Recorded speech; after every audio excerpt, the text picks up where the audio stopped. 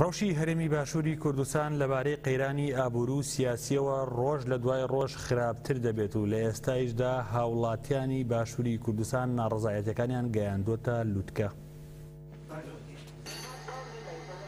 خراپبوونی ڕەوشی هەرێم دەگەڕێتەوە بۆ قەیرانی ئابووری و سیاسی لە هەرێمی کوردستاندا، ئەوەش دوای ئەوە هات کە ماوەی 2 ساڵە فەرمانبەران و مامۆستایان موچیان وەرنەگرتووە. بازاڕەکانی هەرێم کز بوون و جموجوڵی ئابووریش لە نزمترین ئاستیدایە. هیچ گەرنتیەک نەماوە بۆ جێگیری ژیان و کڕین و فرۆشتن. ئەو ڕەوشەی ئێستا هەیە دەگەڕێتەوە بۆەوەی کە دەسەڵاتدارانی هەرێم لە ئاستی پەیوەندیەکانی دەرەوەدا نەیانتوانیوە سیاسیانە مامەڵە لەگەڵ حکوومەتی ناوەندی بەغدا و وڵاتانی دراوسێی هەرێمدا بکەن.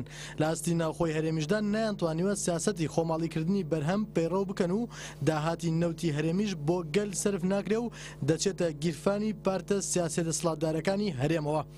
زۆربەی و دەسەڵاتدارانەی کە هێشتا ئاشنا نین بە سیستەمی دیموکراتی و دەسەڵاتدارێتێکی شیاو بۆ باشترکردنی ژیانی تاکانی کۆمەلگا هەوڵی چاواشەکردنی کۆمەلگە دەدەن و ئەوەش لە ڕێگەی ڕاگەیاندن و ڕێخستنەکانیانەوە دەکەن. لە ئێستادا حکوومەت هەرێم نووسەران و مامۆستایانی ئاینیشی برسی کردووە، ئیتر نەگوێ لە دەنگی ناڕەزایی دەگیرێت و نەحسابیش بۆ ئۆپۆزیسیۆن دەکرێت. بۆیە لە چەند ڕۆژی ڕابردوودا لە سلێمانی و گەرمیان و چەند دەڤەرێکی تر گەلبەرەی ناڕەزایەتیان پێکێنا و بڕیارە 27 ئەم مانگە خۆپشاندانی سەرتاسەری دەست پێ بکاو تا گەل مافە سەرەتایەکانی خۆی وەرنەگرێت دەستبەرداری چالاکیان نەبن.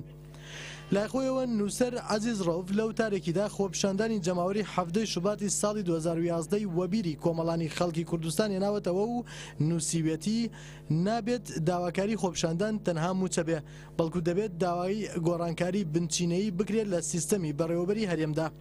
لە بەشێکی تری وتارەکەیدا و نووسەرە دەڵێ دەبێت دەستبەرداری چالاکی و خۆپشاندانەکەیان نەبن و با سەقفی داخوازیەکانیشیان قەبە و گەورە نەبێ و بە هیچ شێوەیەکیش دانوستان لەگەڵ دەسەڵاتدا نەکەن، تەنانەت با تەنها خۆیان بن وەک گەل ڕێگەن نەدەن هیچ سیاسیەک و کەسایەتێکی ئاینی و ڕۆشنبیر بێتە ناو دەستەی سەرپەرشتیاری خۆپشاندانەکانیانەوە.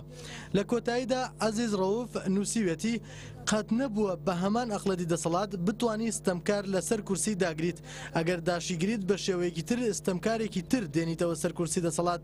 نووسیویشێتی با چاوتان لە کەس نەبێت دنیاتان بۆ جوانتر بکە، ئایندە لە دەستی خۆتاندایە، خۆتان و بەس.